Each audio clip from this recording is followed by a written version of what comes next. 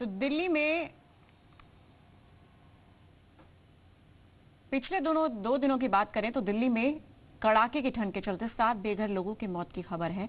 NGO centre for holistic development ने ये आंकड़े जारी किए हैं, लेकिन अब तक सरकारी एजेंसियां इस बात की जांच में जुटी हैं कि क्या इन लोगों की मौत ठंड के ही चलती हुई है या फिर कोई दूसरी वजह भी हो सकती है।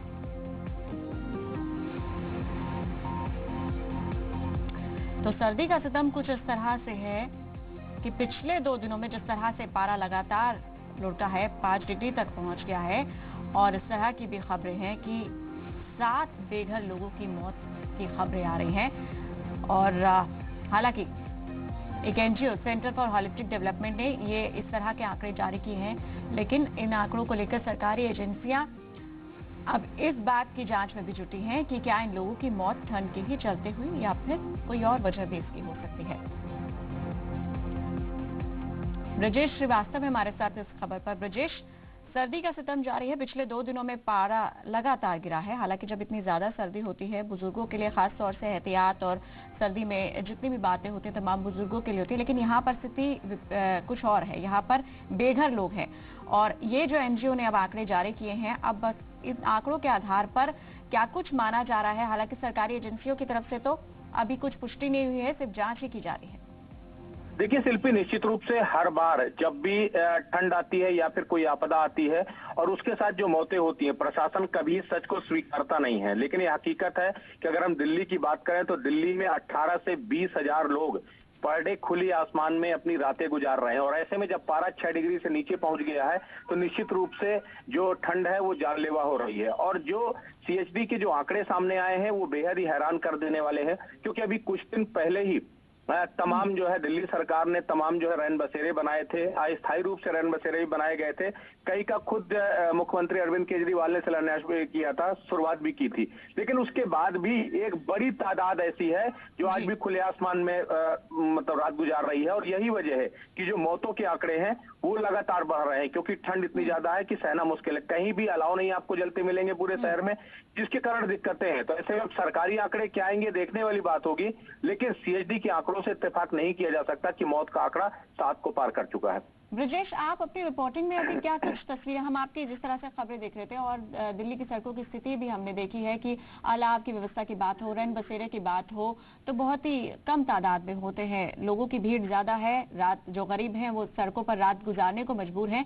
आप क्या कुछ अव्यवस्थाएं देख रहे हैं? और साथ ही अगर सर्दी की बात करें तो मौसम विभाग का भी अभी क्या कुछ कहना है, अभी अगले आने वाले दिनों में अभी क्या स्थिति रह सकती है मौसम की? देखिए शिल्पी, मौसम ठंडा होगा, जो मौसम विभाग की जानकारी है कि फॉग में तो कुछ कमी आएगी लेकिन ठंड बढ़ेगी। अभी आने वाले दिनों में ठंड और ज्यादा परेशान करेगी। और जहां तक बात दिल्ली सरकार की व्यवस्थाओं की, तो यूं तो नाम के लिए तमाम रैन बसेरे बनाए गए हैं, लेकिन जब हम लोगों ने रैन बसेरों के हालात देखे तो रैन बसेरों के बाहर तक अलाव के इंतजाम नहीं है। बाहर चौराहों में या दूसरी जगहों पर अलाव के इंतजाम तो दूर की बात है, कम से कम रैन बसेरे में लोग अपनी रात गुजार सके या फिर दिन में जो है ठिठुरती ठंड में कम से कम कुछ उनको राहत मिल सके, इसके लिए वहां अलाव के इंतजाम नहीं है। तो बाहर की जगह तो बात अलग है। तो इंतजामों की बात की जाए तो पूरी तरीके से नाकाफी है, जबकि तमाम एनजीओज को भी दिल्ली सरकार ने कॉन्ट्रैक्ट दे रखा है और बाकायदा एक बड़ा फंड भी निर्गत किया गया है इन रैन बसेरों के पूरे जो है रख रखाव के लिए। लेकिन उसके बाद भी लोग खुले आसमान के नीचे अपनी रात गुजारने को। शुक्रिया ब्रजेश आपका इस पूरी जानकारी के लिए।